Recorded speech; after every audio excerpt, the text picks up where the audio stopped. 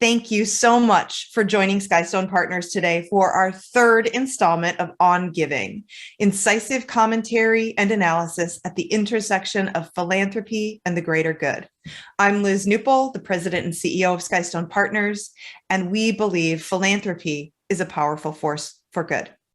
I'm proud to welcome our guest, you and our guest, Dr. Tyrone McKinley Freeman. Hello there, Tyrone. Dr. Freeman is an award-winning scholar and teacher who serves as Associate Professor of Philanthropic Studies and Director of Undergraduate Programs at the Indiana University Lilly Family School of Philanthropy. Previously, he was a professional fundraiser for social services, community development, and higher education organizations. This next piece I find incredibly impressive. His work has appeared or been cited in O, the Oprah magazine, Time, BBC News, Newsweek, News One, Blavity, The Conversation, Black Perspectives, The Chronicle of Philanthropy, and the Stanford Social Innovation Review. So we have a philanthropic rock star among us here today.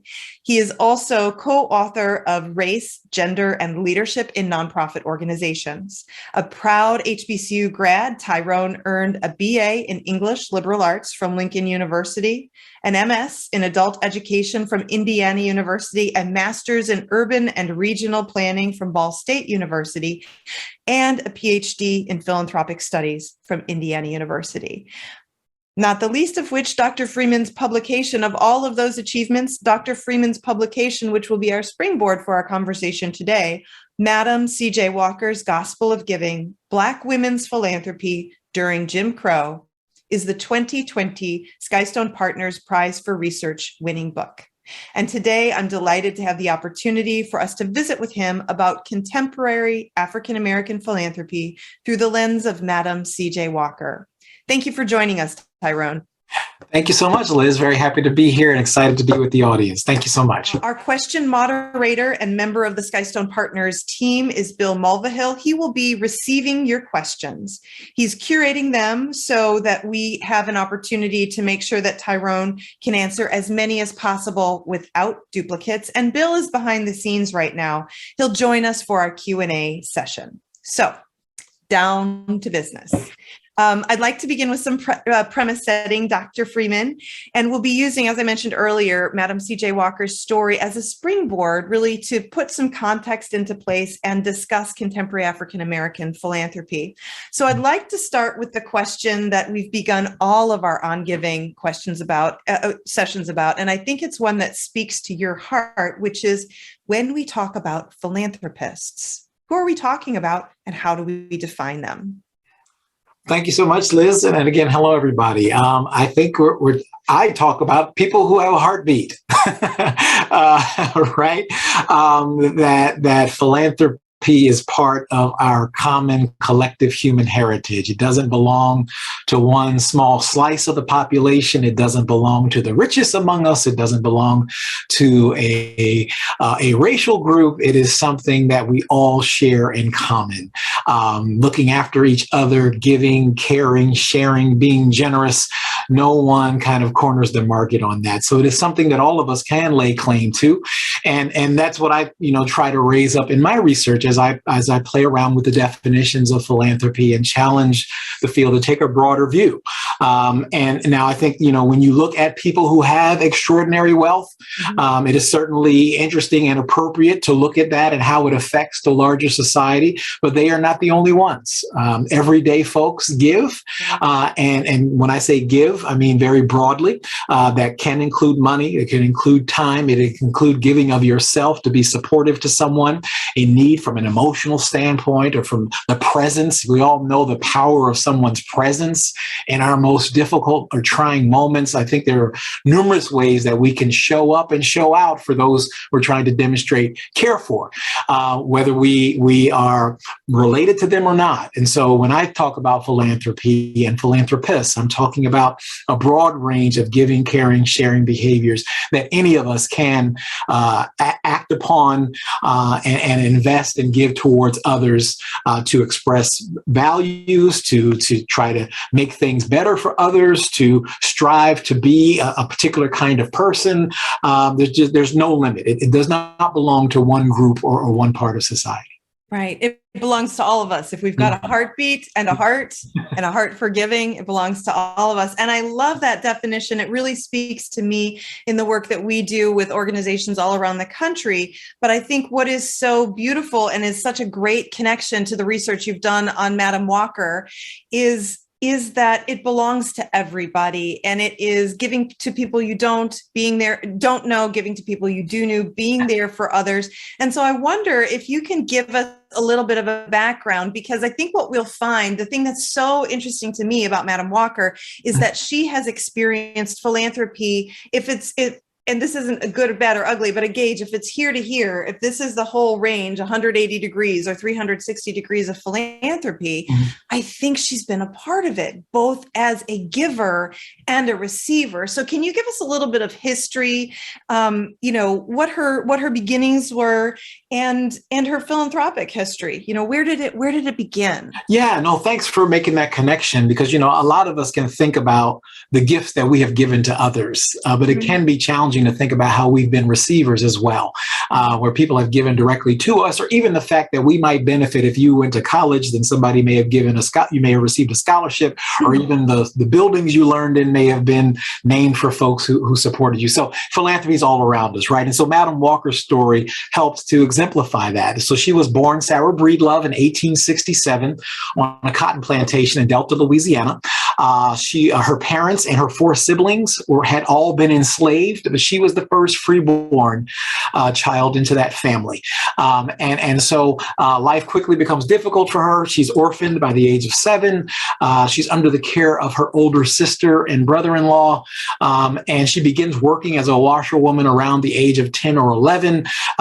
She moves over to Mississippi as things are starting to change. The period of Reconstruction, which were the first 12 years after freedom from the Civil War, where African Americans got their first taste of freedom, stepped out of slavery, and the laws were changed and supports were in place for them to begin being citizens.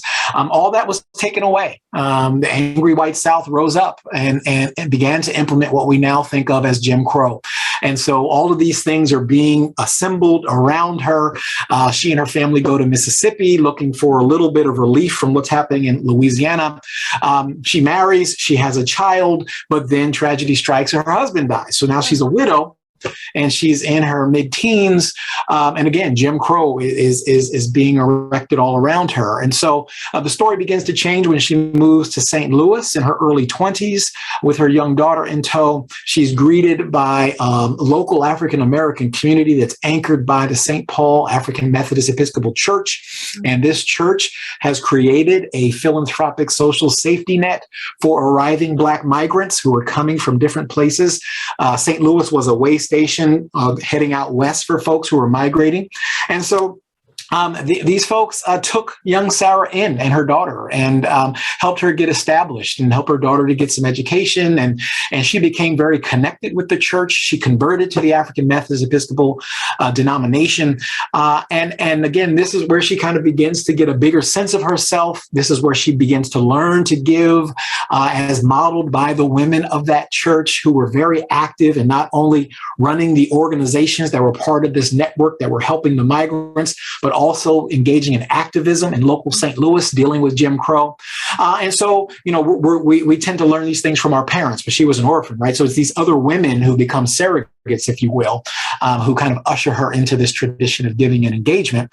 And so along the way, she connects with beauty culture. Another Black woman, Annie Malone, had a beauty culture company, and she begins working for Annie Malone and eventually develops her own version of products and starts selling them door to door. She marries a man named Charles Joseph Walker, who's a salesman, and they come up with this Madam C.J. Walker brand and putting her name and face on the product, which was revolutionary for the time, and starts knocking on doors and traveling, and it begins to take off. And so she moves to Indianapolis in 1910, formally incorporates the business, and it begins to take off, and kind of the rest of the story goes from there. And she dies in 1919 in her mansion in Irvington, New York, which I recently visited. 34 rooms, $250,000, and and John D. Rockefeller is a nearby neighbor. And so the arc of her story from slavery to this mansion is part of that. But the bigger part was that generosity was a thread across that story. It wasn't something that began at the end of life in the mansion. It was something that the poor, orphan, widowed young Sarah in St. Louis began doing when she had next to nothing and was in just as much need as the people she was helping. So that's kind of the synopsis of her story. Her story. Yeah. And I think one of the things, because you and I have talked on a number of occasions, one of the things that really struck me, you mentioned when she was very poor and had next to nothing, it started there. And what you had called it was washerwoman culture. And so I wonder if you would talk to us a little bit about that, because I think it really links nicely into this definition of who is a philanthropist, what is a philanthropist, because as we've talked about, it doesn't have to mean tons of money, $1 million gifts, but what does it mean in that generosity of heart in a really practical way in her life's context? Yeah, so in most of her speeches, Madam Walker would talk about being a washerwoman, and I wanted to know why that was so important to her. And there's a lot of great historians that have done some research on Black washerwomen in the post-Reconstruction South. And it turns out when you look at them that they weren't just kind of these menial domestic laborers at the bottom of the economy. They were actually pillars of their community. They were looked to with respect. They were not only providing for their families, but they also had their own mutual aid strategies, supporting each other, watching each other's children while working, or even washing their clients' clothes together to get some economies of scale going. But it turns out they were also activists and engaged. In places like Atlanta, Georgia, Galveston, Texas, Black washerwomen organized themselves into washing societies so they could advocate for themselves, because it was a common practice for many of their white clients not to pay them when they would bring their laundry to them at the end of the work week. And so in those two cities in particular, these Black women organized themselves and made demands upon local mayors and city governments to protect their wages, and they were very successful. So notions of organizing and standing up for oneself and sharing your resources, these women were very philanthropic and very engaged. So when Madam Walker starts off her speeches talking about having been a washerwoman, she's giving us a clue and speaking to this tradition of generosity, this tradition of activism and engagement that was so formative for her and so vital and important for her community. And it speaks to, as you said, right, these were domestic workers. These weren't wealthy people in the big mansions. These were everyday folks who saw the need around them and chose to use what little they had to be responsive. That's why I say anyone with a heartbeat can do this. That's right. That's right. And so I wonder, there's one more piece of Madam Walker that you've touched on a little bit that I want to pull out a little bit here too, as it relates to the washerwomen. She was an extraordinary entrepreneur. She saw a need. She created products. She created a whole system to lift other women up via networked sales. I guess I'm not sure exactly what it's called, but basically through direct sales. And I wonder if some of that, even with the sharing of resources, and this is the hypothesis, I'm just shooting from the hip here. Okay. If some of that even was instilled in her when she was this young washerwoman, because they were coming together to create economies of scale, this sense of entrepreneurship, of looking outside oneself to see opportunities. I wonder if that sort of factors into the idea of entrepreneurship in leveraging one's own and each other's resources, might have even fed into that entrepreneurial nature that ended up propelling her to great wealth in the future. Yeah. So there's this concept called the moral imagination that I use in the book, which is a way to kind of excavate the influences upon her thinking and her values and why she chose to be responsive. And all of us have moral imaginations, the values, the issues, the causes that drive us to do what we do philanthropically. And one of the influences is definitely the washerwoman, right? And what they had to do in order to take care of their families and meet the needs in their community. Also, the AME Church has a very important ethos of giving and generosity and entrepreneurship and self-help. There's a lot that was in the kind of the oral culture and the teachings of that church about becoming self-sufficient, about standing up for the community, and using your resources to fight injustices and bring down Jim Crow. So the washerwomen are an influence. The women in the church are an influence. The denomination and the faith itself are an influence. And then also, again, she was introduced to this by Annie Malone, right? And Annie Malone had her own system, right? So it's undoubted that she would have taken things from there and been influenced by being a part of that system. So, and when you look more broadly at Black beauty culturalists, they've played an important role in American history.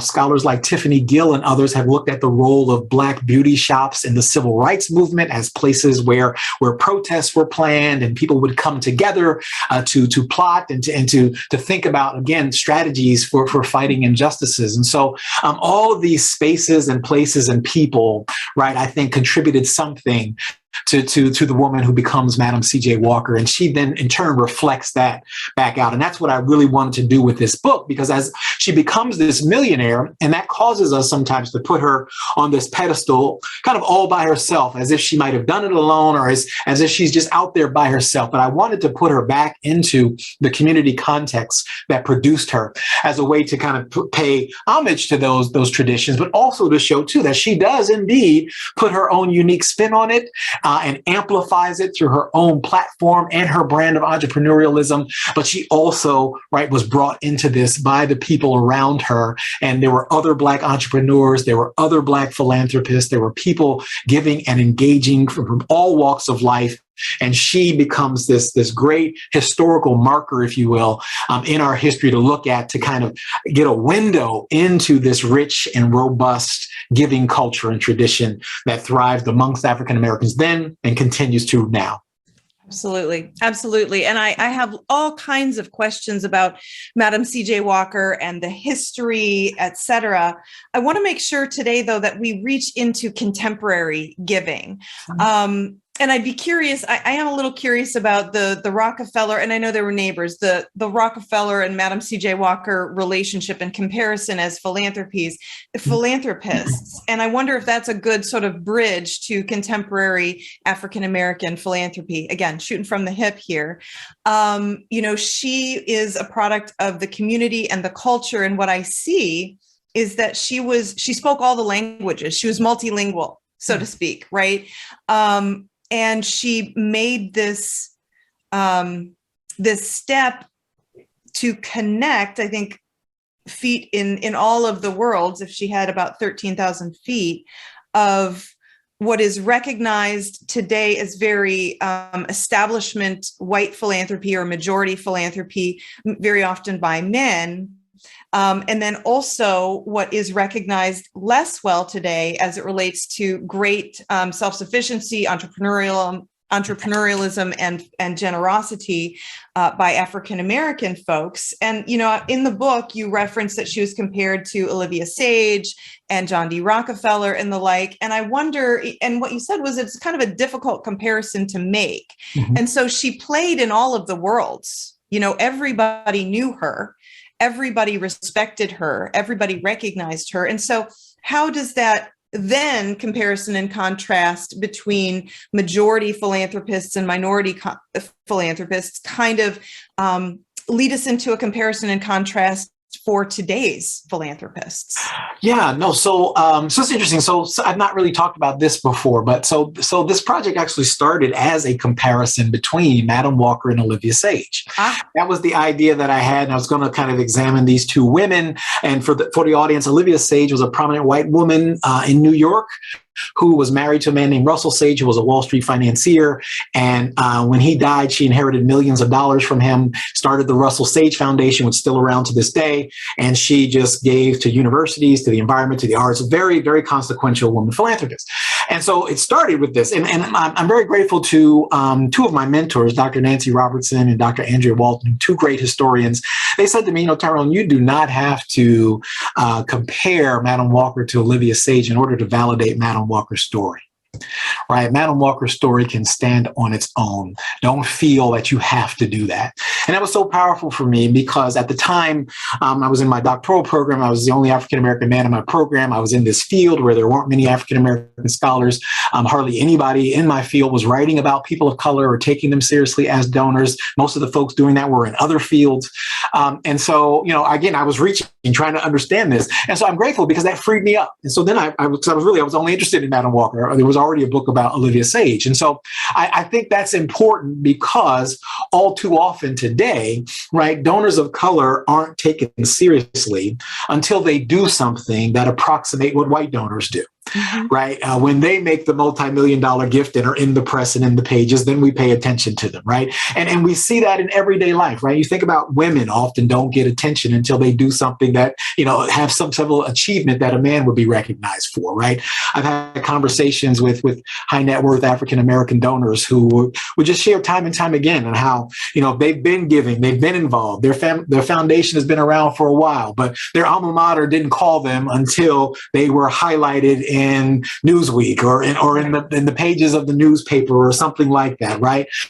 So I think it speaks to, again, this need in the field for us to take people seriously, people of color seriously as givers, women seriously as givers, and not do this comparison or only use this single mold. The other thing that's important here is when you look at the philanthropists that we have historically raised up as the models, Madam Walker's doing something very different. So Carnegie, Rockefeller, the white men of the era are known for this model of spending your life accumulating wealth and then later in old age become focused on philanthropy, right? And then setting up foundations and doing all that work. And even the white women of this era, right?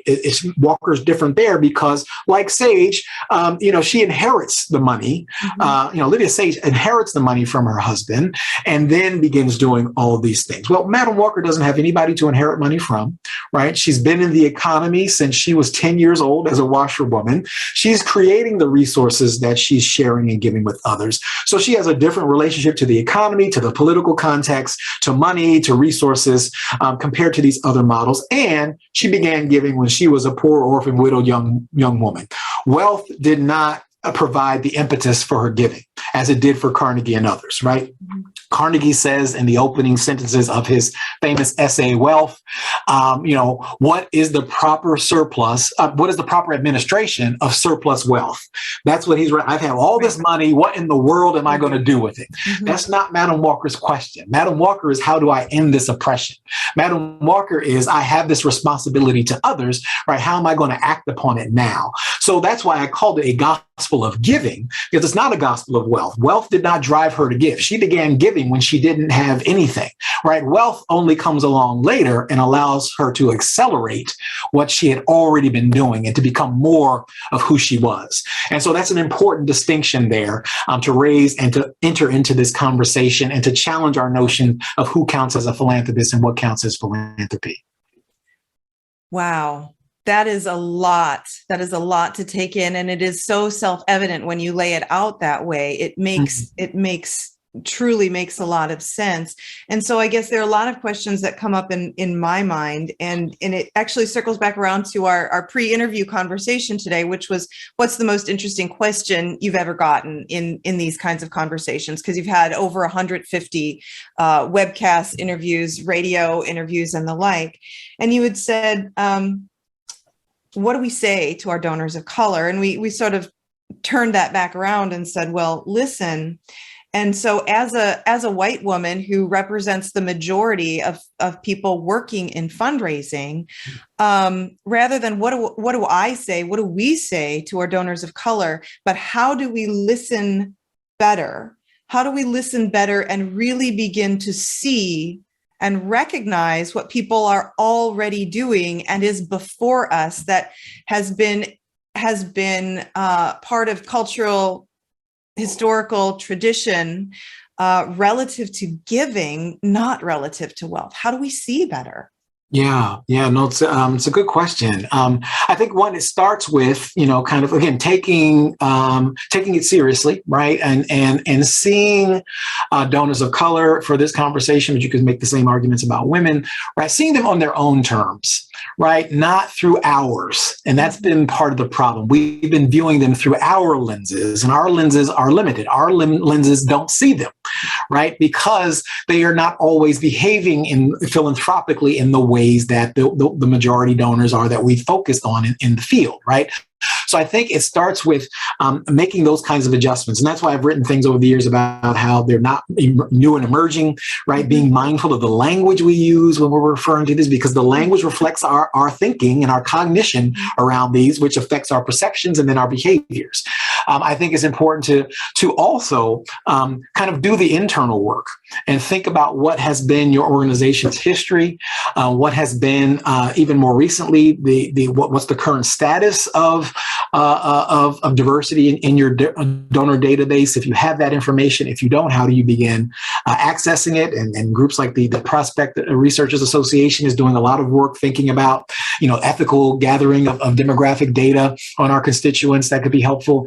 It's being aware of, what has been the nature of our relationship? How have we missed this, if that's the case? And what are we going to do differently? And this is where the point about listening comes into play, because it's important in taking them seriously and going out and connecting, finding out what's the nature of their affinity for our mission, the nature of their relationship with the organization. Everybody doesn't share that narrative that we tend to draw upon. One of my areas is higher ed, right? And so we constantly have this narrative about what our campus is and what it's like to be here. Everybody's not sharing that. Everybody doesn't have the same experience on the yard, in the classroom, in the caf, in the dorm, or what have you, right? And so you have to be sure that you are connecting with people where they are and what their experiences with the organization are. And I think that's one way that organizations constantly miss, not reflecting back the true nature of that relationship, but expecting them to kind of plug into the comfortable ways we are about talking about our organizations. So I think there's definitely a lot of internal work that organizations have to do to think about how they've gotten to this point where they're not engaging. And then there's the work of getting out of your comfort zone. And again, not expecting whatever the population is to come to you, but you go out to them, right? How do you begin to go into those spaces and places where they are and where things are important to them, and try to understand better the nature of their giving, who they are, and again, the nature of their relationship with you. I had to do this myself. I joined the Association of Black Women's Historians as a part of the research for this project. And I'm still a member even after the book, because it's a powerful organization doing a lot of important work. And it turns out that Black women's historians are the only scholars that have consistently taken Madam Walker and Black women seriously, right? And they've written a lot of books and a lot of research that have shown the different contributions that Black women have made to America from the colonial era to the present. And I had a lot to learn from them if I was going to take on this task of Madam Walker, things I did not know. And being African American wasn't enough. I'm also a man, right? I'm a Black man, right? So I have blind spots, right? And so it was a privilege for me to go to their conferences and to listen to them. And then eventually they started inviting me to be on panels with them, and I would invite them to be on panels with me so we could engage in conversations and kind of support each other's work. And I think there's something similar there too, in terms of getting out of your comfort zones, going to where these communities are and trying to understand them on their own terms, and then using that information to then reshape and present your programming, your outreach, your engagement. Yeah. Yeah. And you know what you've just described, or what I feel like maybe you've just described, because our firm and I personally love the thought leadership that you present here.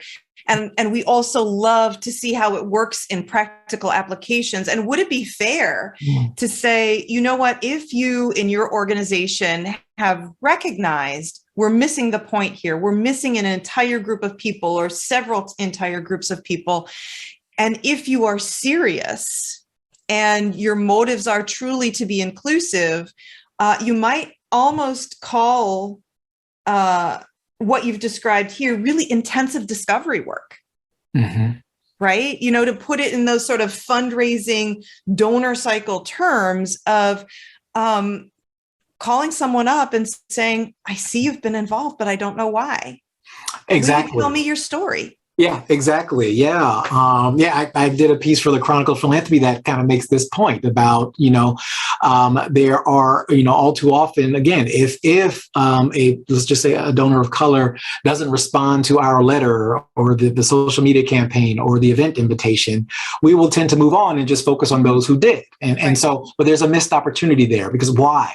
Why didn't they respond? It's not indifference, right? You're not connecting, right? You need to find out why, what's going on. And what I hear from donors of color is that, either, again, not sharing the information that's meaningful to me, not reflecting back the nature of my relationship with the organization. I've had donors of color tell me, oh, that event, that's clearly for their white donors.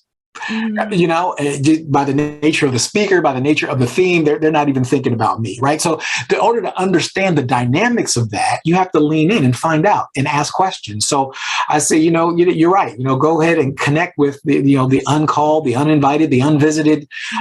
Go ahead and reach out. And that's the thing. While I think there's multi-layers here, I think organizations can benefit from long-term initiatives that really rethink who they are and what their history has been and what it takes to be inclusive. And that takes time, it takes resources, it takes fits and starts.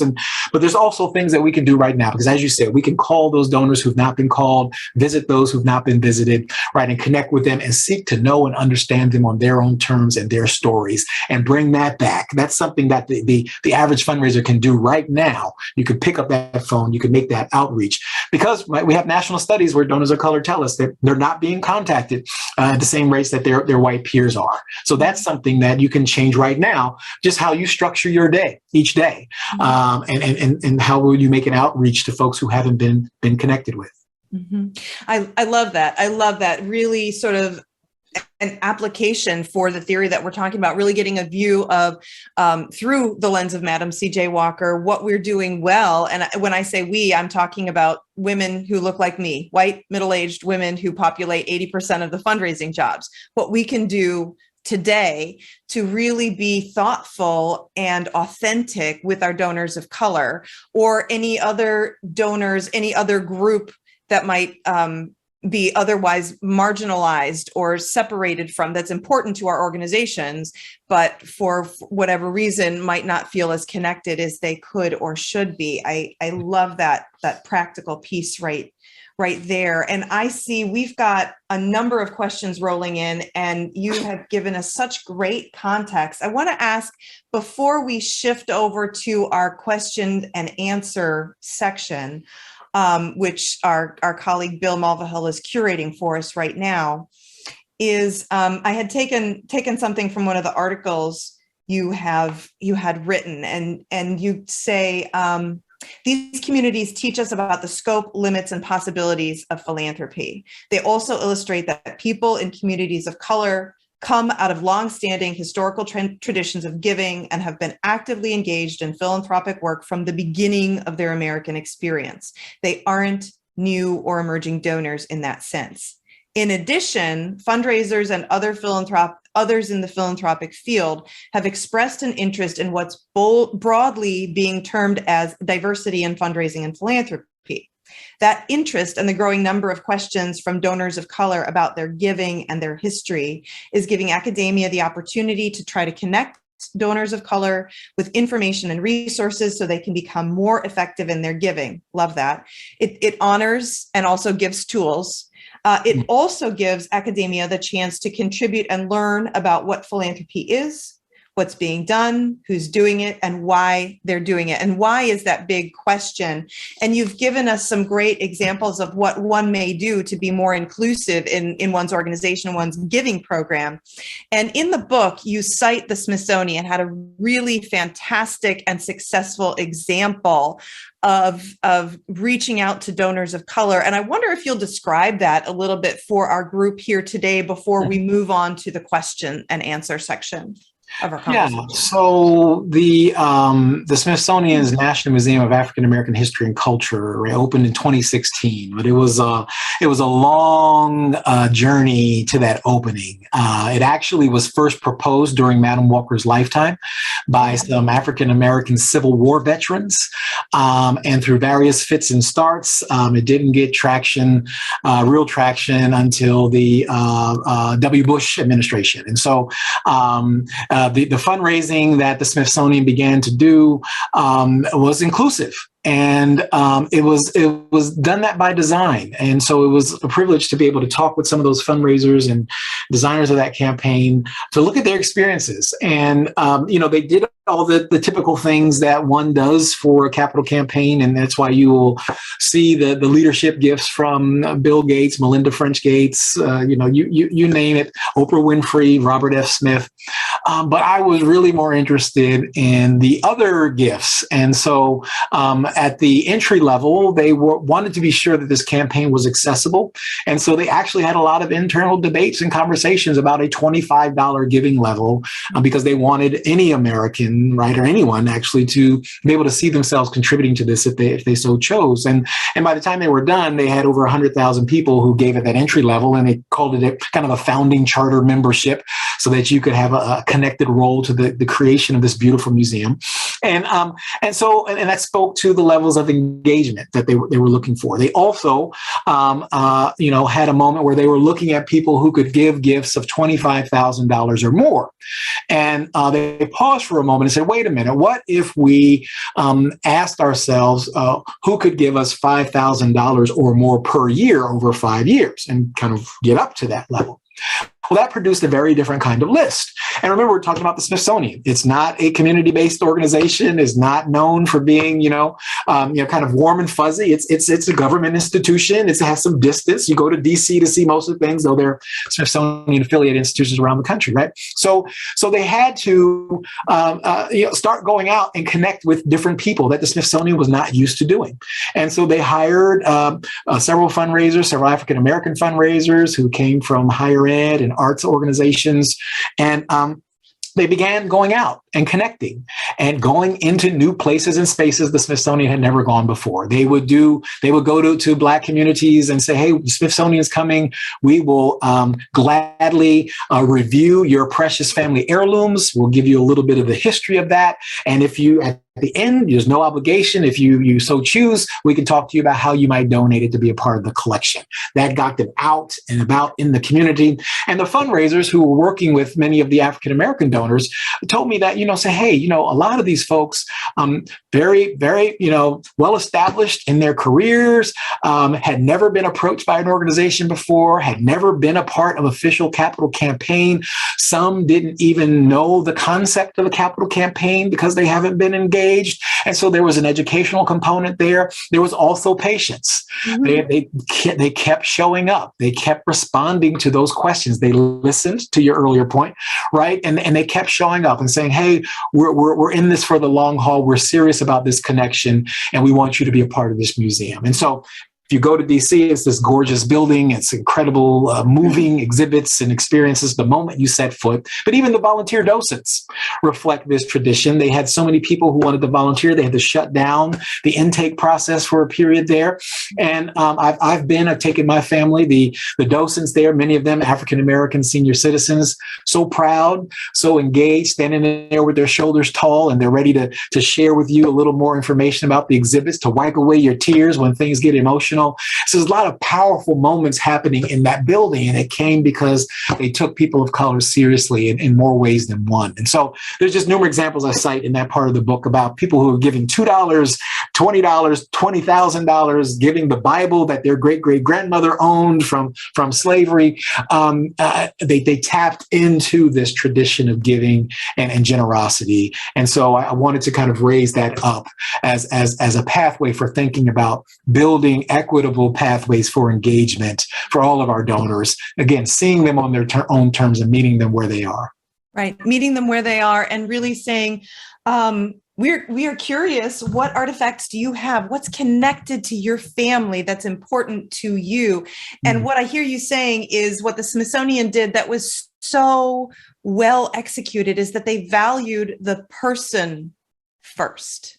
Yes. They valued the person. And in fact, they honored their own mission by honoring each and every one of those people, each and every one of those families' personal history, and connecting them back to, can you help us reach more people with our mission, with the African-American lived experience from, slavery all the way through with your own family's artifacts. No obligation, but would you be willing to consider? They didn't ask for $5. They didn't ask for $10. They didn't ask for $5,000.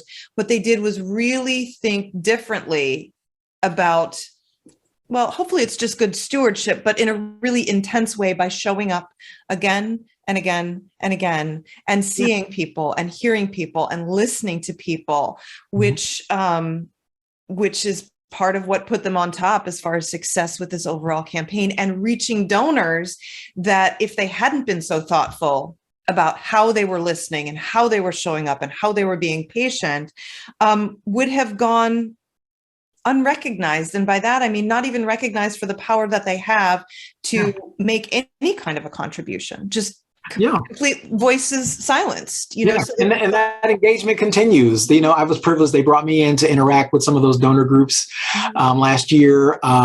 You know, there are several African-American philanthropic organizations that use the museum to host their annual meetings and that sort of thing, right? That connection and that engagement continues. So they're continuing to show that it wasn't a one-time thing. It wasn't a fad, that it was a serious form of engagement and a part of who they are and how they want to relate to the public. Absolutely. Absolutely. And now, Bill, if you'd like to hop on and join us, I see that we've got a whole cadre, a whole host of questions, and we'd love to get to as many as possible. Where do we begin? Let me start with first a thank you to Dr. Freeman. This has been very informative and I think very important to moving forward and be able to raise money from a diverse group of individuals, corporations, et cetera. So thank you for the research you've done. Thank you. It's most appreciated. Rosemary asked the question. She said, I love Osceola McCarty story too. Does Dr. Freeman know her? Yes, absolutely. So similarly, a washerwoman who received some media attention in the mid 1990s for having made a six-figure gift to Ole Miss, a university that once denied her access because she, you know, as an African American, you weren't allowed to go there. But again, it speaks to this tradition. And she was this washerwoman, right? Which just connects back to this history that goes back to Madam C.J. Walker, and someone who you would not suspect would have six figures to give. But she was very generous. She was very engaged in her community. And then this is something else about Black generosity that I write about in this book, the notion of giving money to an institution that didn't want you. Powerful. There's something there, right? There's something there that speaks to, again, the depth of this generosity and the ways in which philanthropy in the African American tradition it expresses a deeper dignity and humanity that goes even above and beyond the oppression and the challenges of that experience. Thank you. Carrie has a couple of observations. I'm going to try to combine them all into one. So I'll stop in the middle. Okay. She says, I think majority philanthropists must commit to listening to nonprofits leaders, and donors of color, creating goals to support diversity, equity, and inclusion, following through with those goals, and disaggregating data to ensure that we are meeting those goals. Do you have a reaction to that?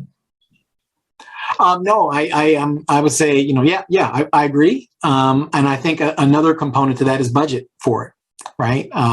That you have to budget for these initiatives to make sure that they truly become institutionalized and are prioritized and a part of this new culture that you want to create. And so when you assign dollar values to it, right, it's something that becomes a priority. And remember that it's also, it's a long-term proposition. It's not a short-term proposition. And so it's something that should continue to show up in the budget next year, the year after, 5 years from now, 10 years from now. Hopefully it morphs and it evolves. And as that becomes more and more a part of the culture and who you are, it's not addressing the same things it was in the beginning, that it moves into a deeper, more advanced level of engagement, but it's something that it has to show up, right? In the resources, and our leadership needs to be talking about it top down and bottom up. There's so much that it will take to make sure that this is not just a fad in a moment. All right, I agree with that. She also gets into recruiting a little bit and talks about how should we be recruiting more fundraisers of color, as they are crucial to the future of our efforts. Yeah, well, I think the benefit of doing that internal work, right, to understand the nature of a relationship with donors is that you can also understand the nature of your own workforce, whether or not your staff is diverse, whether or not you're able to retain folks if they do come. What are those issues that are problematic for retention and engagement? So I think that internal work is very important because it's not just about, placing an ad in a publication that's has a larger circulation amongst African Americans. It's also making sure that you are a place in a space, your organization is a place in a space that will nurture and support that African American, Asian American employee, and be a space where they can belong and become a part of and contribute to the team and bring their whole selves and what they have to contribute. So I think, again, that deep internal work has a broader benefit because it helps us think about these issues too. And then, of course, there are vital and important national networks to connect with as a part of this: the African American Development Officers Network, Women of Color in Fundraising and Philanthropy. There's so many. The new Men of Color Development, a national organization of African American Hispanic men in fundraising. Folks are out here. But I think it's important to do the work too, to make sure that once they come, right, they will want to stay. And so that's where, again, prioritizing, budgeting, and moving these larger initiatives forward are important too. That leads to a question about networking. Becky says, in teaching about social justice philanthropy since 2016, okay, I noticed a surge in attention in social justice-oriented grant-making activities. Mm-hmm. In your research and practice, is there a network for these activities? There are groups. There's quite a few groups, particularly out on the West Coast, social justice funders and others that bring people together around these issues. And then I think you'll see, even the Donors of Color Network is a group of givers who organize themselves. They do research and they do kind of internal training and programming for their own edification. I think when you look at groups like Philanthropy Together and the ways in which it's building an infrastructure to support giving circles, you see the dimensions of social justice embedded in their work and their values too. Sarah Lamalin's doing some great work there, leading that effort. So absolutely, this is something that existed before, but the pandemic and again the murders of George Floyd, Breonna Taylor, and many others placed a new spotlight on it. But it goes back, groups like ABFE, the Association of Black Foundation Executives, has long been advocating for these approaches and has long been challenging the foundation world to be more equitable and give more money to Black-led organizations. Native Americans in philanthropy, Hispanics in philanthropy. These groups have been around for decades and have been saying these very same things. Their message has not changed. It has only been amplified by this pandemic. So those are vital organizations that they have a lot of resources and reports on their study, on their websites. They do newsletters, they do conferences, they do events. All of them also received funding from Mackenzie Scott recently, which is going to be a huge boost to their initiatives in recognition of their longstanding leadership in these areas. So absolutely, there are lots of folks who have been saying this and have been engaging in it and now trying to amplify that to better engage the public now that the public has caught up to what they've been thinking about for a while. So Katie asked the question. She wants, first, thank you for your research and wisdom. Thank you. This is so eye-opening for her. I look forward to reading your book. What is your vision for the future of philanthropy that incorporates the broader vision of giving reflected in the life of Madam Walker? Yeah, well, one thing I hope that the book will help to do is to allow people to be comfortable claiming their own brand of philanthropy, right? And seeing themselves as a part of this common collective human story of giving. As I said before, it's not something that belongs to 1% of the population. It's something that belongs to all of us. And so I think Madam Walker's story exemplifies this, because if she can start as, again, this poor orphan widowed young woman, right, and kind of begin giving and then allow giving to grow and her generosity to flourish over time, I think it shows us that we can do something similar. We can start with where we are, start with the issues that are important to us. One of the things I point out in the book is that every gift that Madam Walker made was one she once needed herself. So that lived experience is important and can influence. That's part of that moral imagination, what drives you and what you want to respond to. She knew about being denied an education from Jim Crow, so she supported a lot of schools, right? She needed the services of an orphanage, so she supported orphanages, right, to care for her daughter. So, those kinds of things can be clues from our own lives that can drive us. How do we want to influence other people? And again, the other thing that's in the book too is each chapter is named for a different kind of gift that she made, but only one is about money, right? The others 5 are about other types of gifts. And so I hope that encourages people to think more broadly beyond the limits of the tax code and what the IRS says is tax deductible or isn't, and to think about the numerous ways you can show up for people in your community to help them and encourage them and to lift up values, to lift up art, culture, humanity, deal with the environment, education, social services, health, whatever those issues are. There's many things that can be brought to bear to correct injustices and to provide and support people in their own individual journeys and in building the quality of life in our communities. Well, thank you for that. One more question. Vanessa asked, what are your quick tips to engage donors through the pandemic and beyond? Oh, well. Easy questions. Yeah, right. Quick. I think during the pandemic, stewardship has expanded even more into notions of care, right? And even reaching out to donors to make sure they're okay. Many fundraisers have told me that lots of their Zoom calls have been just kind of checking in. How are you? How is your family? What's going on in your neighborhood? Is there anything that our organization might be able to do for you?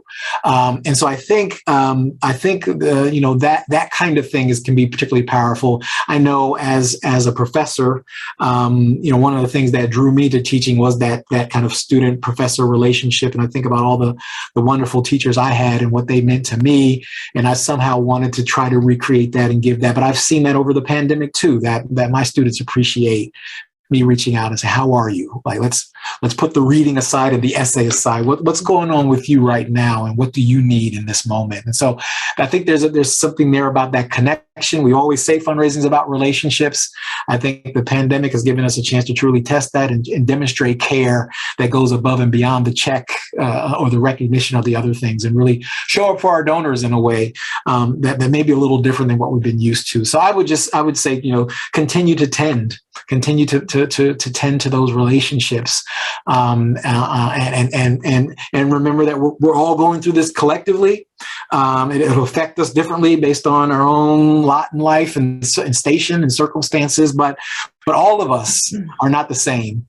All of us have suffered something, and the extent that we as fundraisers, as kind of fundraisers, the leading edges of our organizations, I think we're in a privileged place to be able to represent our organizations to our constituents in that way.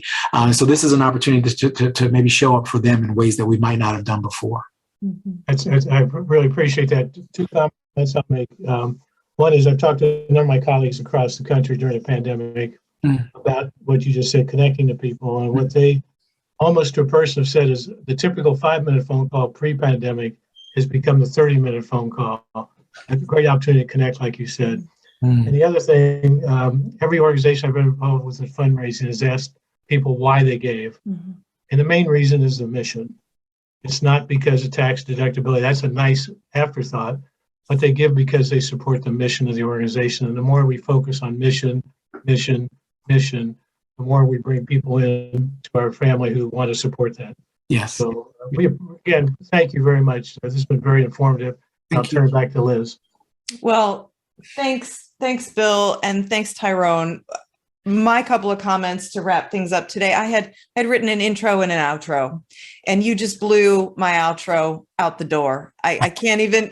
You can't shine a light any brighter than what you've just said right here. Is really transitioning this relationship to philanthropy to the concept of care.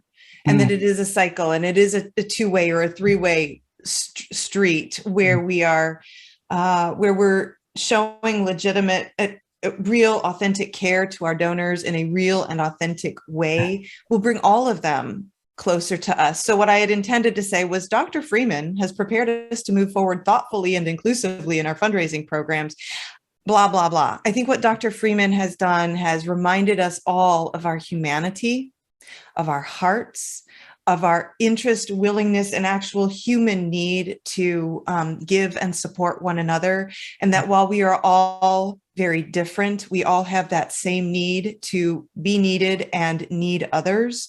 So I want to thank you for this really thought-provoking conversation today. Lesson in history, lesson in philanthropy, and quite frankly, lesson in humanity. So I want to thank you. Wow. Thank you. Thank you. And thank you, guests who've attended today and asked your really insightful questions. It's been a great, great webinar. I hope that this hour has offered you something to take back to your organizations and embrace in a really practical way to help us all together face and find the solution that our society faces. So thank you once again. And before we go, I just wanted to say a couple of words. If you'd like to learn more about Dr. Tyrone's work, the book that we chatted about today is Madam C.J. Walker's Gospel of Giving, Black Women's Philanthropy During Jim Crow. The website is www.gospelofgiving.com. And we'll be sending that along in a thank you note to you all afterwards, so you've got it right there before you. I think it's been in the chat as well. In addition to that, thank you, guests, for attending, and thank you, Dr. Freeman. We'll be making a gift in your honor to the Madam Walker Legacy Center as a thank you for your work here together with us today. Bill, thank you for curating our questions, and Sam Martin, who is our executive assistant and office manager, has managed all of the technical aspects of our conversation here today. And I'd like to invite you all to our February 15th, Tuesday, February 15th on giving. It will be donor relations. What's love got to do with it? So in our Valentine's month sort of theme. In the meantime, go forth, do good work, care about each other. Philanthropy is a powerful force for good.